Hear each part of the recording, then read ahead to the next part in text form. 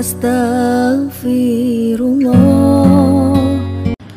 Assalamualaikum warahmatullahi wabarakatuh.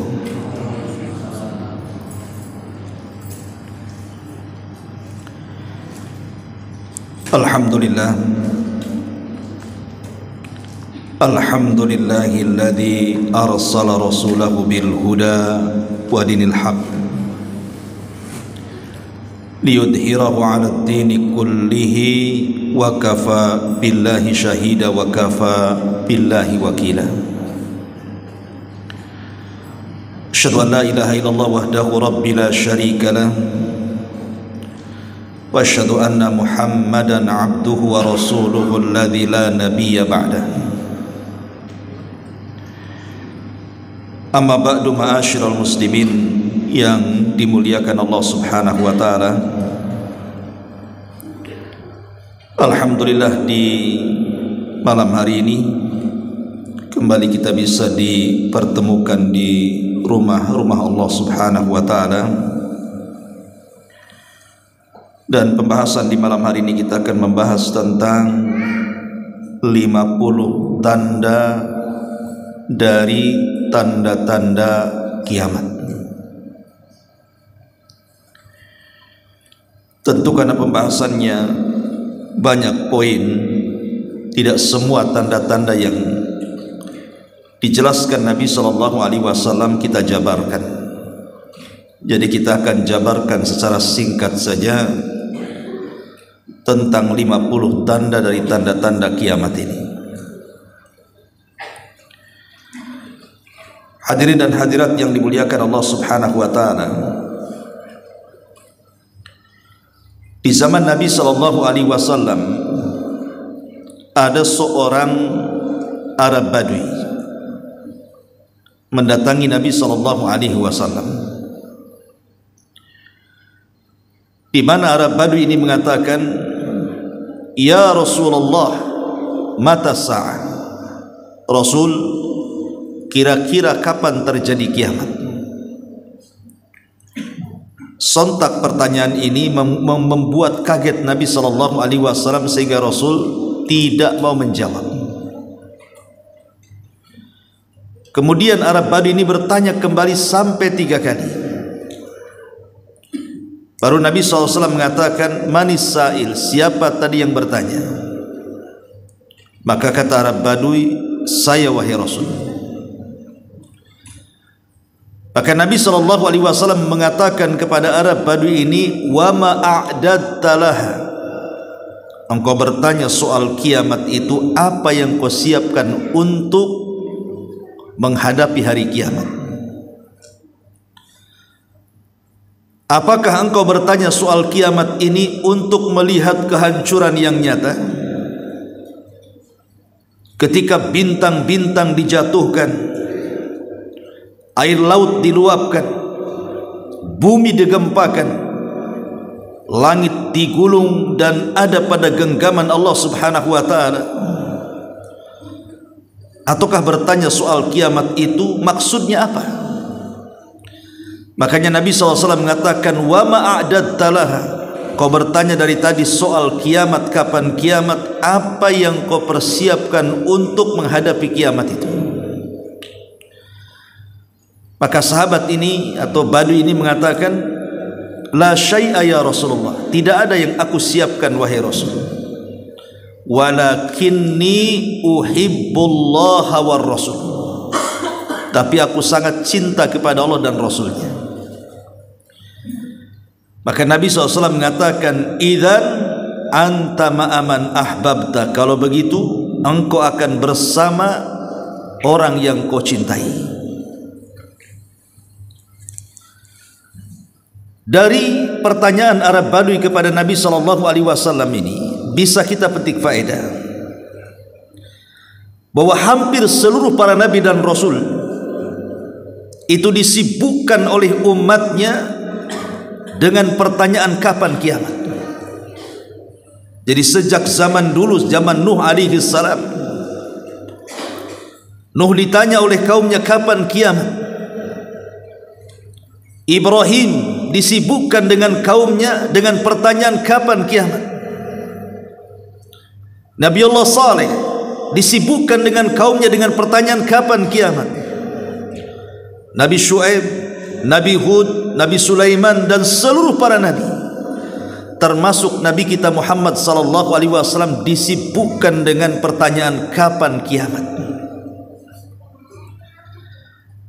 Dalam riwayat yang lain, dalam hadis yang panjang dari hadis Jibril alaihi salam yang dikenal sebagai induk hadis dan tercantum dalam kitab Arba'in Nawawi,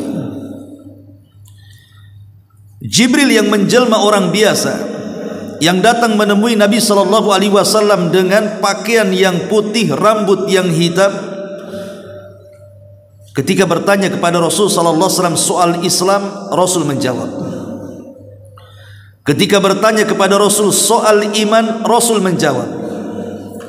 Ketika bertanya kepada Rasul soal ihsan, Rasul menjawab. Tapi ketika bertanya kepada Rasul tentang kapan kiamat, Rasul tidak menjawab. Kenapa Rasul tidak menjawab? Karena Rasul tidak punya pengetahuan soal kapan kiamat.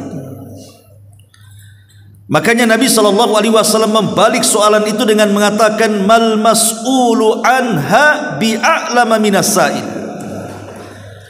Orang yang ditanya tidak lebih paham dibandingkan orang yang bertanya. Maknanya aku dan engkau wahai Jibril tidak tahu kapan kiamat. Kita harus yakin kiamat.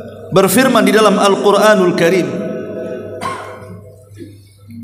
dalam surah Toha, Allah mengatakan dalam surah 15-nya, inna sa'ata, itu pasti akan datang dan tidak ada keraguan di dalamnya. Dan Allah juga mengatakan dalam surah Ghafir ayat 59-nya, inna sa'ata la'atiyatun la raiba fiha walakinna aktsaran nasi la yu'minun. Sesungguhnya hari kiamat itu pasti akan datang dan tidak ada keraguan tentangnya.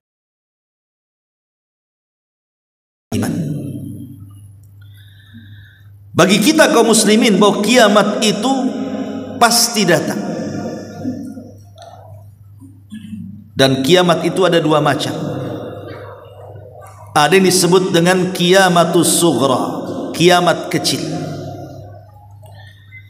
Inilah yang Nabi SAW katakan, idza mata ahadukum faqad qamat qiyamatuhu. Kalau salah seorang di antara kalian meninggal dunia, maka telah tegak kiamat kepadanya.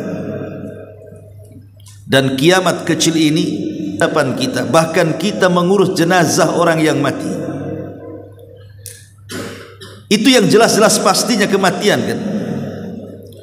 Tapi kiamat besar yang merupakan kehancuran alam semesta itu belum pasti maksudnya kapan terjadinya. Pastinya pasti, tapi kapan terjadinya ini sulit diprediksi. Tapi dengan keadilan Allah Subhanahu wa taala, Allah tidak mengirimkan kiamat besar, berikan tanda-tandanya. Inilah yang kita akan bahas tentang tanda-tanda kiamat. Ma'asyiral muslimin yang dimuliakan Allah Azza wa Jalla, ada dua tanda yang disebutkan para ulama. Pertama, tanda-tanda, tentu akan berbeda antara dua tanda ini. Kalau tanda-tanda kiamat kecil ini terkadang muncul, lama lagi kemudian tenggelam, nanti muncul lagi, lama lagi kemudian tenggelam, dan begitu seterusnya. Tapi kalau tanda-tanda kiamat besar ini sekali muncul, tidak mungkin bisa dihalangi. Muncul satu, hilang, datang yang lainnya. Hilang satu, muncul, datang yang lainnya, sampai kiamat dibangkitkan. Baik, kita akan membahas tentang tanda-tanda alamat kecil dulu. Para ulama membagi tanda-tanda kiamat kecil itu ada tiga. Yang pertama, zahara wanqadha, sudah muncul dan berlalu dan tidak mungkin terulang.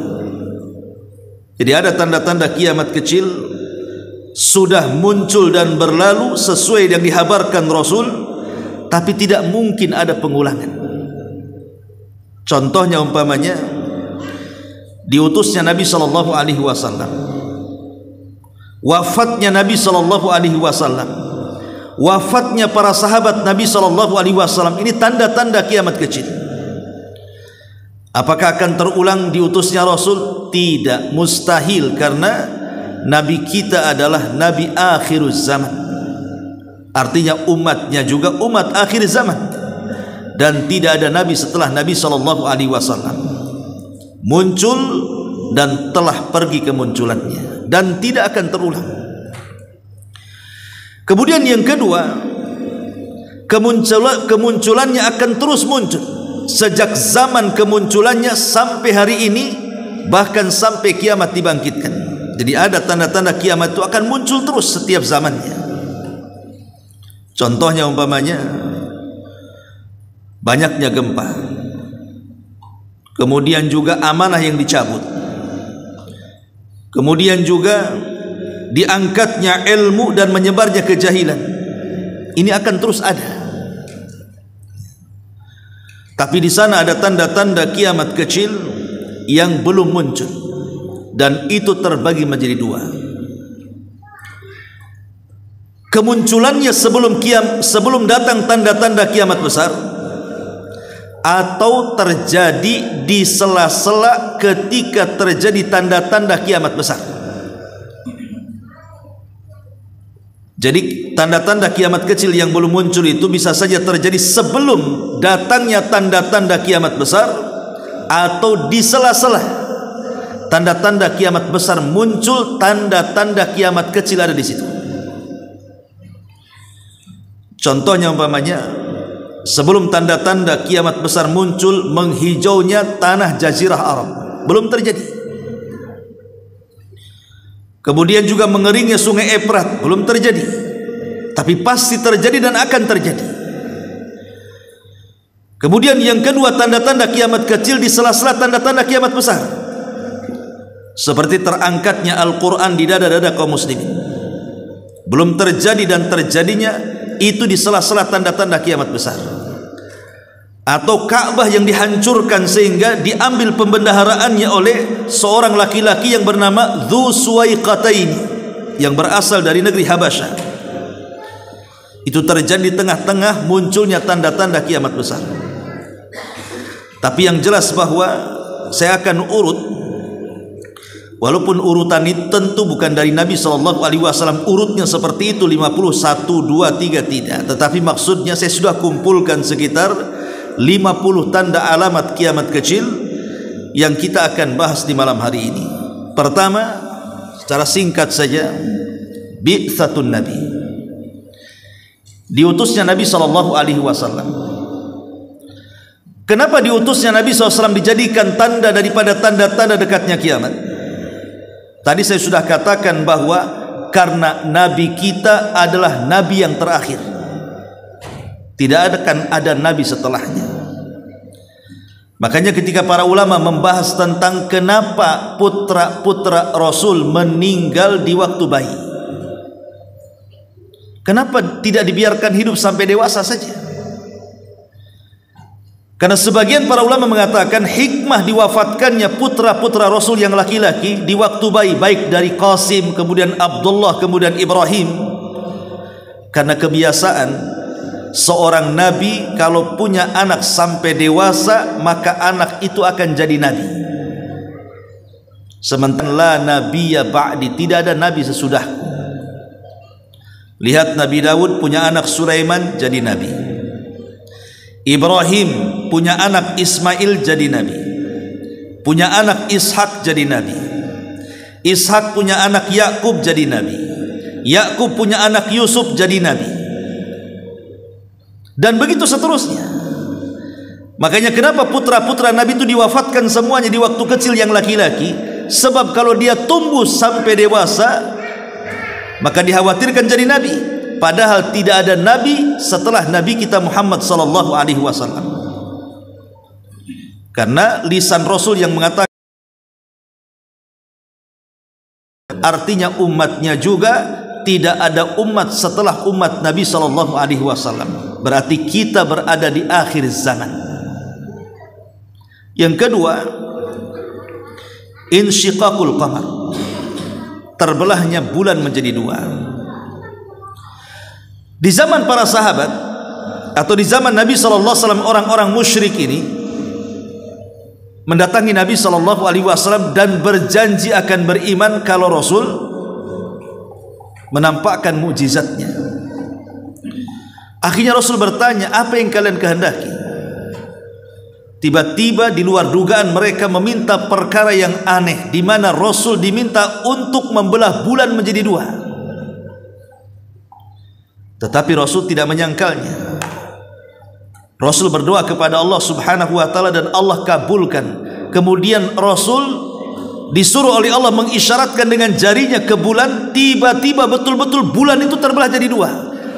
Yang belahannya tetap di atas, yang potongannya ke bawah, persis di atas bukit Abi Kubais. Dan semua melihatnya. Tetapi karena orang-orang musyrik ini selalu buat perkara, mulailah mereka menyangka bahwa Rasul sedang memainkan sihir. Kalau begitu tunggu mereka melihat bulan terbelah dua dari arah Syam, ataukah cukup kami saja di sini? Kalau cukup kami saja yang melihat, berarti ini sihir yang dimainkan Muhammad. Tapi kalau memang mereka juga melihat, ini benar-benar mukjizat. Setelah kemudian menunggu orang-orang Syam datang, setelah datang mereka bertanya, apakah di hari itu engkau melihat bulan terbelah? Kata para kafilah dagang, mereka mengatakan, ya, kami melihat bulan terbelah. Pertanyaannya, apakah mereka beriman? Tidak. Orang-orang kafir tidak beriman, padahal mereka janji akan beriman, kan? Justru mereka menganggap Rasul itu sahir, tukang sihir. Dari sini Allah turunkan, iqtarabatis sa'atu wansyaqqal qamar. Telah dekat hari kiamat dengan terbelahnya bulan menjadi dua. Kemudian yang ketiga, wafatun Nabi SAW. Wafatnya Nabi itu menjadi tanda dari dekatnya hari kiamat. Termasuk wafatnya para sahabat Nabi SAW juga termasuk tanda dari tanda-tanda dekatnya hari kiamat. Termasuk tahrir Baitul Maqdis, pembebasan Baitul Maqdis. Dan ini pernah terjadi di zaman siapa? Di zaman Umar. Di zaman Umar bin Khattab menjadi khalifah, pasukan kaum muslim berhasil mencengkeram Persia dan menaklukkan Baitul Maqdis ke tangan kaum muslim. Dan kala itu Baitul Maqdis yang memegang bukan Yahudi, tapi Nasrani. Rasul berhasil menghancurkan imperium Nasrani yang menguasai Baitul Maqdis, karena ketika itu Baitul Maqdis dikuasai oleh Romawi. Maka kemudian Umar pun berhasil merebutnya. Dan itu sejarah, ya. Umar berhasil merebut Baitul Maqdis tanpa ada peperangan. Jadi mereka mengalah dan menyerah, kemudian akan memberikan kunci Baitul Maqdis dengan syarat yang mengambil kunci itu harus orang yang tercantum dalam Taurat, ciri-cirinya. Banyak para sahabat yang kemudian datang hendak mengambilnya, tapi ditolaknya semuanya karena tidak ada ciri-cirinya. Tapi ketika Umar bin Khattab radhiyallahu an datang dari kota Madinah menuju Palestina, tiba-tiba orang-orang mengatakan ciri-cirinya persis seperti yang dalam kitab kami. Makanya kemudian mereka memberikan kunci itu kepada Umar ibn Khattab radhiyallahu an. Sejak itu Baitul Maqdis di tangan kaum muslimin. Walaupun belakangan dikuasai lagi orang-orang Nasrani dan direbut oleh Salahuddin Al-Ayyubi. Kemudian Baitul Maqdis tumbang lagi dan sampai hari ini dikuasai orang-orang Yahudi. Tentu karena permainan Inggris dan Amerika saat perang dunia pertama dan dunia kedua. Intinya bahwa ketika terbebaskannya Baitul Maqdis di tangan kaum muslimin, walaupun kemudian terkadang bebas, terkadang dicengkram, terkadang bebas kemudian dicengkram lagi oleh musuhnya, itu sebagai tanda dari tanda-tanda kiamat. Kemudian juga Mu'tah. Mutan itu kematian mendadak dengan jumlah yang banyak. Itu pernah terjadi di zaman Umar bin Khattab radhiyallahu anhu saat meruntuhkan Persia. Ada satu kota namanya Amwas. Tiba-tiba di kota namanya Amwas itulah terjadi wabah yang disebut dengan taun. Satu kota meninggal dunia, ratusan para sahabat meninggal karena wabah. Bukan sahabat biasa, sahabat mulia-mulia. Mu'adz bin Jabal, satu keluarga mati dengan wabah. Coba bayangkan Mu'adz bin Jabal, Abu Ubaidah ibnul Jarrah, itu sahabat-sahabat mulia, meninggal karena wabah. Tetapi Nabi SAW pernah mengatakan, kalau taun itu menimpa umat terdahulu, maka itu dijadikan azab oleh Allah Azza wa Jalla.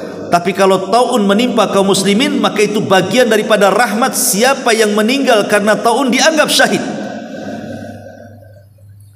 Sehingga kemarin waktu corona, terjadi corona sehingga banyak yang meninggal dari kaum muslimin. Apakah bisa dikiaskan dengan taun ataukah tidak? Banyak para ulama yang berbicara soal ini. Ada yang mengatakan bahwa corona tidak sama dengan taun, ada yang mengatakan sama dengan taun, wallahu a'lam. Tapi yang jelas bahwa kalau seandainya ada orang yang beriman, taat kepada Allah, memiliki akidah lurus, kemudian dia meninggal karena terserang taun, kita hanya berdoa mudah-mudahan mati syahid. Karena tidak boleh kita ini menjazam, mengklaim orang itu mati syahid kecuali ada dalilnya, di mana Rasul mentakyin seseorang yang tidak ditakyin, jangan ditakyin, cukup kita katakan mudah-mudahan, begitu bahasanya.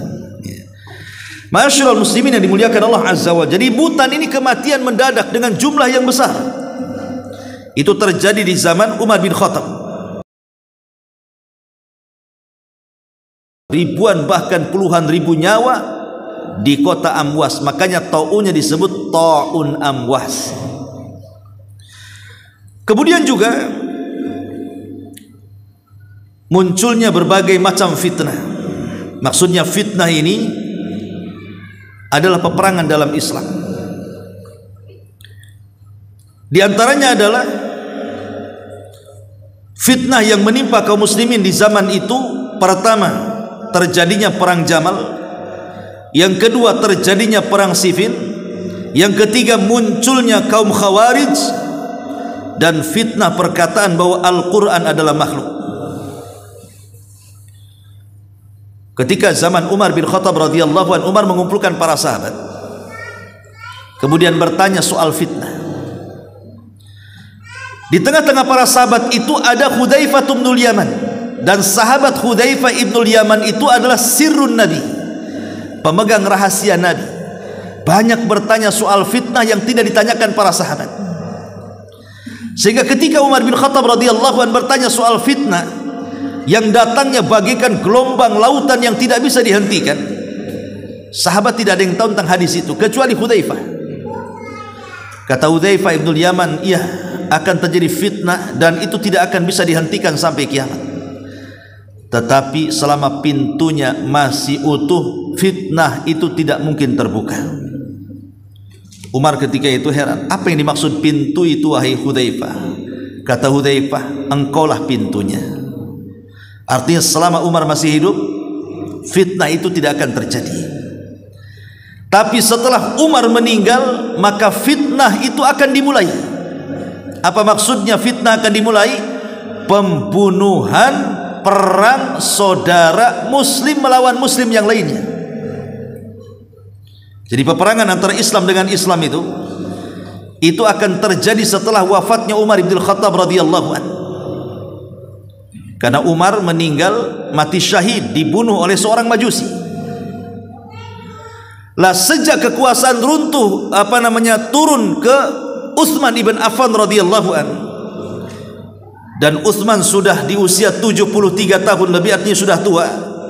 Disinilah mulai terjadi fitnah yang dikatakan Hudzaifah bin Yaman, di mana ada kelompok Sabaiyah yang dipimpin oleh Abdullah ibn Saba, seorang tokoh Yahudi Yaman Khimyar, pura-pura masuk Islam. kemudian menguasai dan mengkritik kerajaan Utsman ibn Affan dengan menyebar fitnah-fitnah yang tidak berdasar. Subhanallah, memang Allah sudah takdirkan fitnah menyebar di Kufah, menyebar di Basrah dan di daerah-daerah selain Madinah dan Mekah dan sekitarnya. Tahu siapa Utsman, tapi orang-orang yang ada di Mesir, yang ada di Kufah, yang ada di Basrah, mereka tidak tahu, apalagi orang yang bermasuk Islam. Sehingga mereka termakan hoax berita daripada Abdullah ibn Saba al-Himyari ini. Kemudian membuat kelompok membawa sekitar 5.000 pasukan yang terpengaruh, dan kelompok ini disebut kelompok Sabaiyah. Kelompok inilah yang membunuh Utsman dengan cara sadis. Utsman sedang puasa membaca Quran, tiba-tiba dikepung rumahnya dan berakhir dengan pembunuhan. Gara-gara Utsman terbunuh oleh kelompok Sabaiyah. Nah, kelompok Sabaiyah ini orang Islam yang terhasut oleh Sabaiyun, orang-orang yang dipengaruhi Abdullah ibn Saba. Dia orang Yahudi pura-pura masuk Islam. Kemudian mulai menggoyang kekuasaan Utsman sampai berhasil membawa 5.000 pasukan anak muda dan berakhir dengan pembunuhan Utsman. Lah, Utsman ini kabilahnya besar, Bani Umayyah. Lah, di antara orang-orang dari Bani Umayyah di zaman Utsman itu banyak yang menjadi gubernur. Salah satunya Muawiyah ibn Abi Sufyan. Itu dipercaya Utsman untuk memegang Kufah, memegang Basrah, memegang Syam kalau sekarang ini. Dan tentara kaum muslimin ketika itu kekuatan ada di Syam. Makanya kenapa Utsman tidak melawan, karena tentaranya ada di Syam. Tapi memang sudah Allah takdirkan bahwa Utsman harus terbunuh seperti itu, karena sabda Rasul sallallahu alaihi wasallam bahwa akan ada musibah yang menimpa Utsman. Jadi ketika kemudian Utsman meninggal,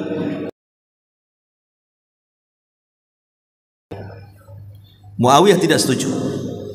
Bukan tidak setuju jadi khalifah, tidak, tapi ditunda pembaiatannya sampai para pembunuh Utsman ditangkap. Tapi tangkap, kata Muawiyah, oh tidak bisa, tangkap dulu baru kami baiat. Terjadi perselisihan. Akhirnya kemudian terjadi perang saudara yang disebut dengan Siffin. Perang Siffin itu kubu dari pemerintah Ali bin Abi Thalib dan kubu dari yang menentang adalah Muawiyah bin Abi Sufyan dari arah Syam.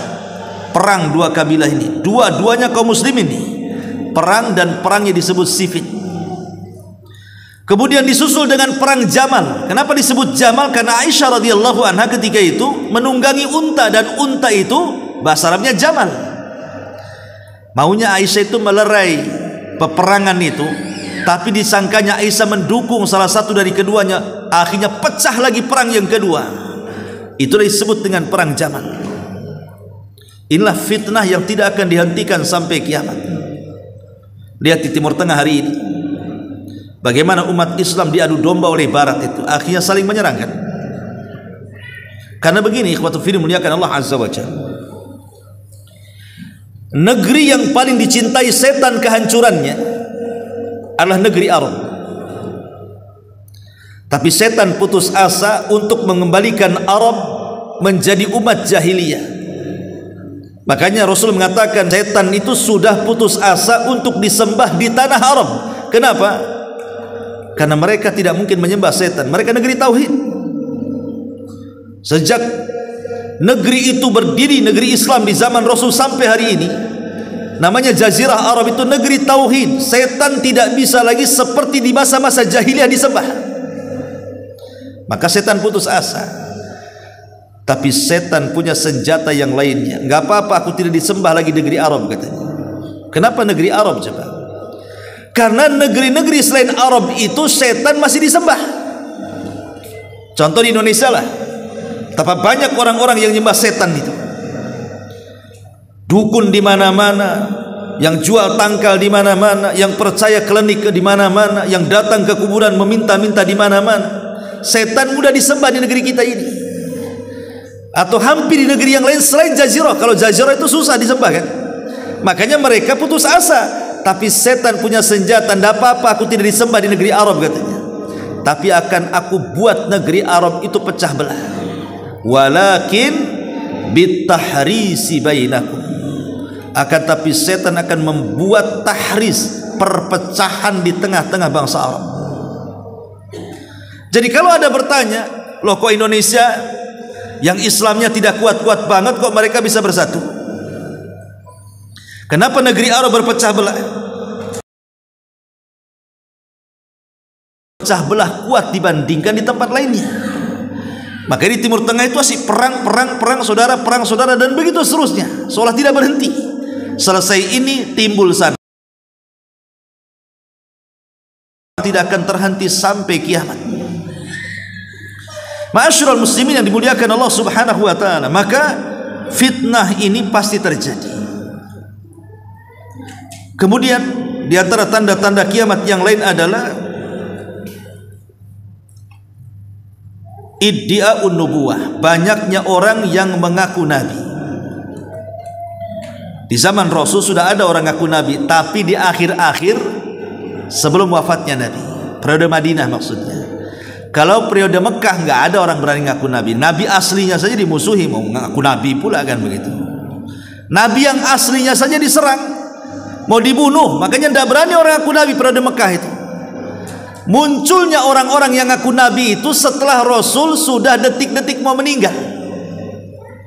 Ketika kemudian Mekah sudah dikuasai, Madinah sudah dikuasai, dan kabilah-kabilah sekitar dikuasai, kemudian Rasul dihormati, Rasul dihargai, Rasul diagungkan, maka orang-orang dari kabilah jauh dari Yaman berpikir enak juga jadi nabi ini. Dia tidak tahu prosesnya. Taunya setelah Mekah dan Madinah dikuasai, orang-orang menghormati Nabi. Oh, pengen juga lah aku jadi Nabi. Mulailah di sini bermunculan Nabi palsu di akhir-akhir hayat Nabi. Muncullah Musailamah al-Kadzdzab dari Yamamah. Muncullah Al-Aswad Al-Ansi dari Yaman. Muncullah Tulaihah. Muncullah Sajah bintul Harith. Tetapi ada yang diperangi sampai mati. Dan Al-Aswad Al-Ansi, ada juga yang tobat kemudian baik Islamnya seperti Tulaiha dan Sajah bintu Harith.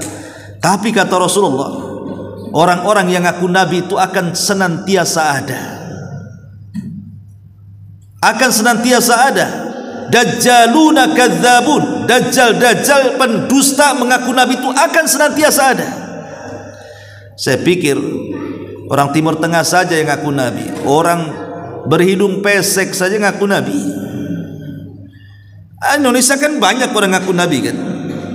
Mulai dulu di Jawa Barat ada Cecep ngaku nabi, syahadatnya asyhadu anna Cecep Rasulullah. Ahmad Musaddiq ngaku nabi, asyhadu an la ilaha illallah wa anna Ahmad Musaddiq Rasulullah katanya. Banyak orang ngaku nabi kan di negeri kita ini.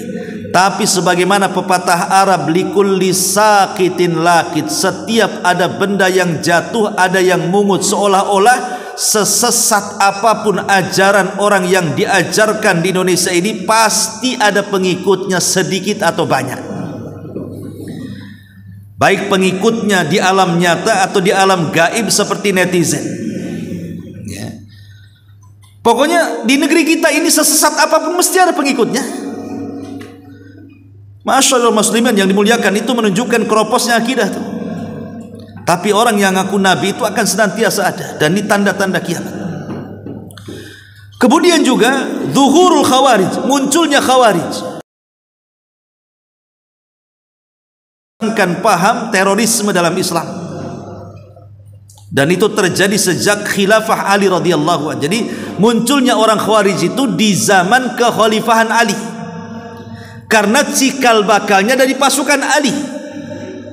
Sekitar 12.000 orang keluar dari pasukan Ali karena merasa peperangan melawan Muawiyah tiba-tiba dihentikan dan didamaikan. Jadi orang-orang Khawarij ini, buat apa wahai Ali kau memerangi Muawiyah? Kalau mereka memang kafir, kenapa kita tidak habis-habisan saja perang? Kalau mereka muslim, kenapa kita menyerang muslim? Akhirnya mereka keluar. Tetapi Abdullah bin Abbas meminta izin kepada Ali untuk menyadarkan mereka, Akhirnya disadarkan, tinggal beberapa ribu. Itulah yang menjadi cikal bakal Khawarij sejak zaman itu sampai hari ini, bahkan sampai kelak di akhir zaman sisa-sisa Khawarij mengikuti Dajjal. Lalu apa firqah Khawarij itu? Secara pemahaman, satu, mereka pemahamannya takfir, suka mengkafir kafirkan di luar kelompoknya. Berawal dengan takfir, mulailah kemudian mereka melakukan pembunuhan atas nama kafir. Lihat para teroris hari ini, mereka menganggap negara kita ini negara togut. Kenapa? Karena tidak berhukum dengan hukum Allah, sehingga negaranya negara togut. Berarti presidennya togut, menteri-menterinya togut, polisi dan tentaranya togut. Maka siapa yang mati membela mereka mati di atas togut, katanya. Akhirnya berawal dari pengkafiran, berakhir dengan pengeboman. Itulah firqah Khawarij, bahaya dalam Islam. Ma'asyiral muslimin yang dimuliakan Allah Subhanahu wa taala. Kemudian juga di antara tanda-tanda kiamat yang nomor 10, syuyu'ul amni war raha. Tersebarnya keamanan yang sempurna. Dan itu pernah terjadi di zaman Khalifah Umar bin Abdul Aziz. Bukan hanya keamanan, tapi kemakmuran yang sempurna. Tidak ada orang miskin di zamannya. Padahal Umar bin Abdul Aziz itu hanya berkuasa 2 tahun saja. Tapi anehnya, berkuasa 2 tahun tidak ada orang miskin. Mau sedekah gak ada yang nerima, mau zakat gak ada yang nerima, karena merasa kaya semuanya. Sampai-sampai ulama-ulama setelahnya menganggap jangan-jangan Imam Mahdi itu Umar bin Abdul Aziz, karena saking makmurnya di zaman Umar bin Abdul Aziz itu. Tapi pendapat yang kuat, Imam Mahdi, Umar bin Abdul Aziz itu 2 manusia yang berbeda. Boleh jadi mungkin maksudnya Umar bin Abdul Aziz disangka Imam Mahdi itu karena ketika berkuasa dipenuhi dengan keadilan, tidak ada pajak, yang ada zakat. Jadi zakat itu dikelola dengan baik, membawa kemakmuran negara, akhirnya tidak ada miskin di zamannya. Dan itu sejarah membuktikan. Dan kelak di akhir zaman pun ketika Imam Mahdi berkuasa, seperti itu juga.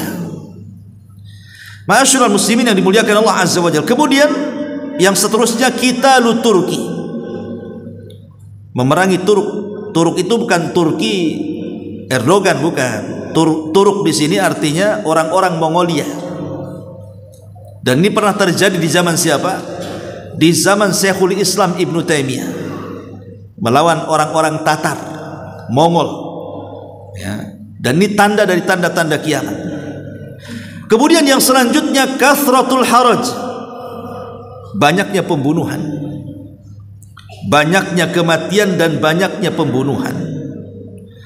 Sampai-sampai pembunuhan itu kata Nabi SAW, al-qatil la yadri fima qatal, wal maqtul la yadri fima qutil.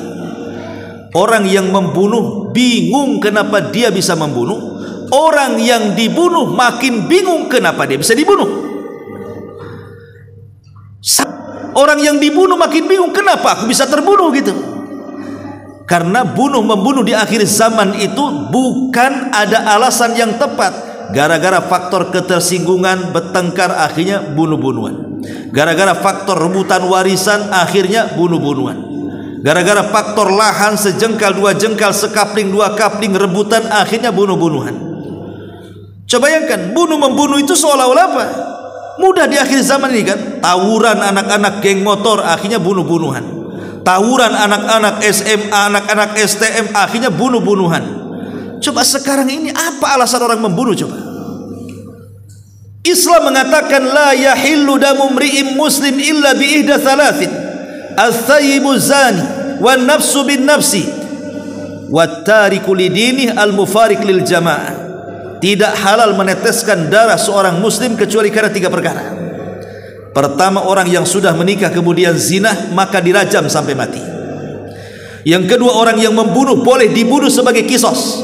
Yang ketiga, orang murtad bisa dipenggal kepalanya. Ma'asyiral muslimin, kalau pembunuhannya secara syar'i tidak ada masalah. Karena pembunuh harus dibunuh kan. Sekarang pembunuhan di mana-mana ini faktornya apa? Urusan dunia. Hari-hari loh kita ini melihat ada orang dibunuh itu. Ingat ketika kita mendengar ada pembunuh berantai dulu. Siapa Rian tuh siapa? Kok bisa dia membunuh dengan cara berantai seperti itu? Hilang satu, ada lagi yang berantai lagi.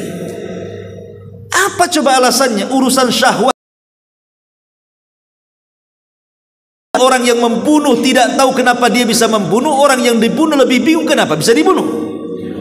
Karena pembunuhannya sudah tidak lagi ada alasan syar'i. Seolah-olah nyawa manusia itu ringan bagi dia. Na'udzubillah. Kemudian banyaknya kematian. Banyaknya kematian mendadak. Mautul faj'ah, kematian mendadak. Di zaman Rasul kematian di jalan itu jarang, ikhwan. Karena tidak mungkin penunggang unta nabrak penunggang kuda. Karena di zaman itu kan belum ada mobil, belum ada motor, apalagi sampai tronton yang gede-gede itu kan nggak ada di zaman Nabi. Makanya kecelakaan sedikit di zaman Nabi. Tidak ada orang mati di jalan. Karena kalau unta nabrak unta pun tidak separah tronton nabrak motor kan begitu ya. Tapi di zaman sekarang coba antum keluar hati-hati dengan motor. Motornya grace keluar dari dealer, artinya remnya masih oke, bannya masih oke, mesinnya masih oke, simpunya, tapi bukan antum yang nabrak, antum ditabrak. Mau hati-hati salah, mau ngebut-ngebutan salah di jalan itu. Kalau tidak nabrak, ditabrak orang. Bahkan sekarang kalau kita lihat sensus kematian itu, sekarang lebih banyak anak muda yang mati dibandingkan orang tua kan. Kalau zaman dulu orang tua banyak mati ya, tapi zaman sekarang anak muda yang banyak mati. Narkoba, kakek-kakek nengok narkoba, trek-trekan anak muda. Nggak pernah saya nenek-nenek trek-trekan. Apalagi coba, hampir semua tawuran anak muda. Nggak ada pernah saya lihat kakek-kakek tawuran. Makanya sensus kematian anak muda itu hari ini lebih banyak dibandingkan orang tua. Karena orang tua tak perlu tawuran, nanti mati juga ada dekat umurnya tuh. Artinya bahwa kematian mendadak ini bagian dari tanda-tanda kiamat. Lagi tidur tahu-tahu tsunami, mati. Lagi tidur tahu-tahu gempa, mati. Lagi tidur tahu-tahu ada puting angin beliung, mati. Tahu-tahu banjir mati. Macam-macam sekarang orang mati mendadak itu. Dan ini tanda-tanda kiamat. Yang kita khawatirkan adalah mati mendadak dan tidak sempat tobat. Itu masalahnya. Kemudian juga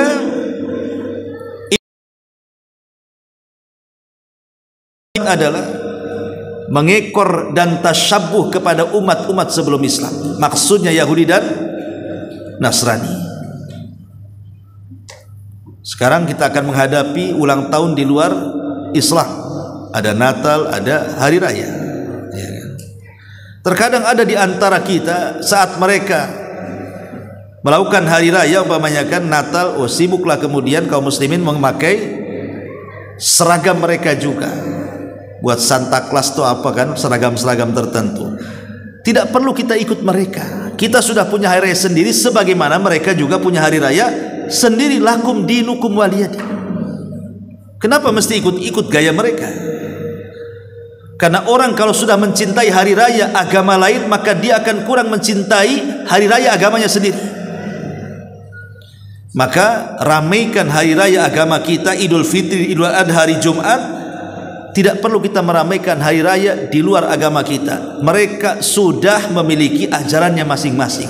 Saling hormat menghormati saja. Tidak perlu memaksa. Ma'asyiral muslimin yang dimuliakan Allah Azza wa Jalla. Kemudian juga duhurul kasiyatil ariyah,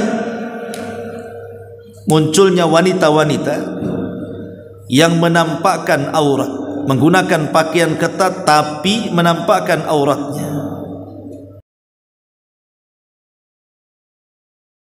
Pakai bahan kurang bahan, sobek-sobek di mana-mana, aurat pula di mana-mana. Ini sudah terjadi kan? Saya pikir orang Cina saja yang dandanan kayak gitu itu. Rupanya orang Melayu sudah ada banyak kayak gitu. Yang saya takutkan Cinanya tobat, Melayunya pun tak bertobat.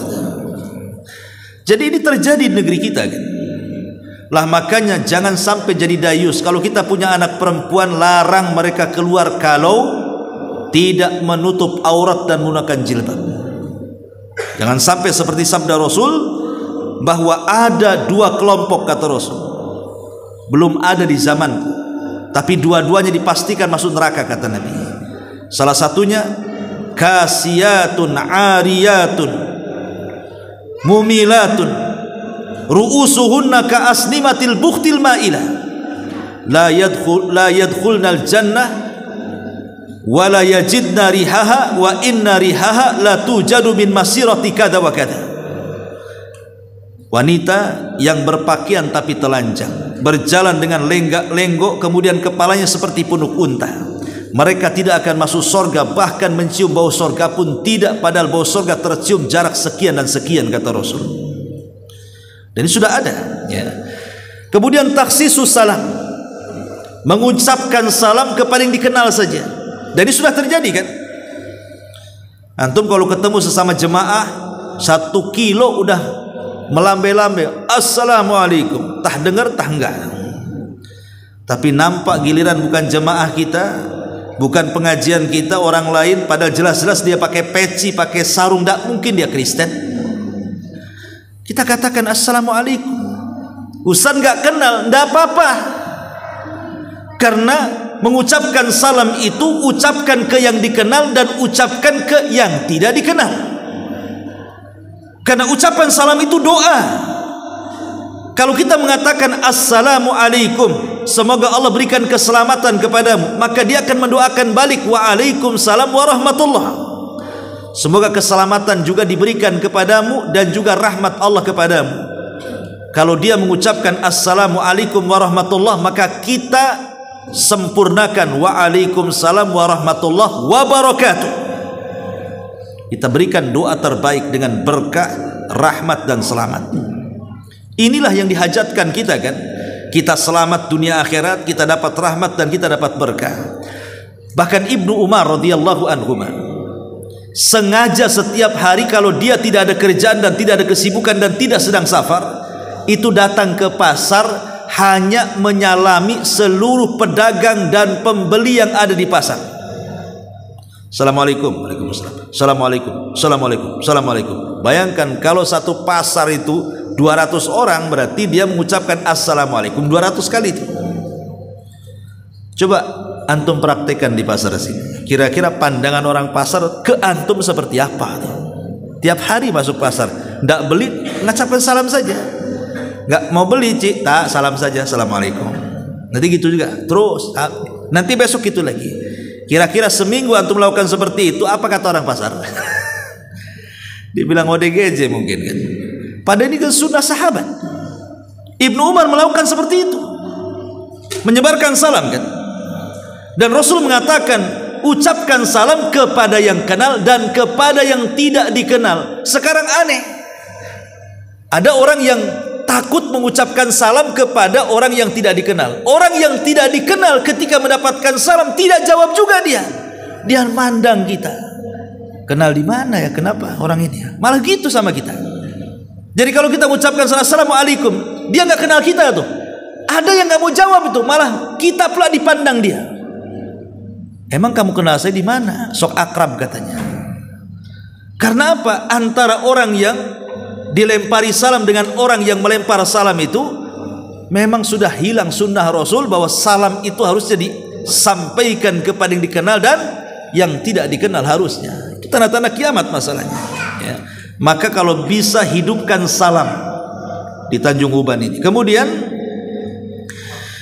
su'ut tijarah, buruknya perniagaan. Betapa banyak orang-orang yang mengurang-urang takaran, mengurang-urang timbangan, mengurang-urang meteran dan juga curang dalam dagang. Maka Allah mengatakan wailul lil mutaffifin, celaka bagi orang-orang yang mengurang-urang takaran. Kalimat wail dalam surah Al-Mutaffifin itu wailun lil mutaffifin. Neraka wel itu sebuah nama lembah di dalam jahanam, disebut wad dalam bahasa Arab. Kok bisa orang yang mengurang-urang takaran dalam jualan kok terancam dengan lembah di mana jahanam dukuh umpamanya.